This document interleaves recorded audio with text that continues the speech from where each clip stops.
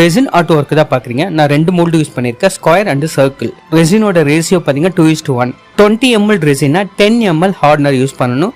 Mixing time 5 minutes, rest time 10 minutes ஓடணும். 6 inches square மோல்டுக்கு 60 ml நான் use பண்ணியிருக்கேன். 10 inches circle மோல்டுக்கு 150 ml நான் use பண்ணியிருக்கேன். இது நான் 2 லேயரா யூஸ் பண்ணியிருக்கேன். First layer 10 hours, second layer ஒரு 10 hours. சர்க்கிளுக்கு நீங்க மோல்டு பண்ணி எடுத்த உடனே 5 hours வந்து ரெஸ்ட் விடணும். அப்பதான் பெர்ஃபெக்டா இருக்கும். இல்லைன்னா பெண்ட் ஆக சான்சஸ் இருக்கு.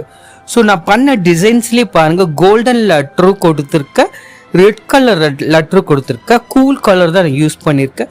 ரொம்பவும் வந்து டிசைன்ஸ் எல்லாம் நான் ரொம்பவும் யூஸ் பண்ணவே இல்லை, பிளைனாக தான் நான் யூஸ் பண்ணியிருக்கேன்.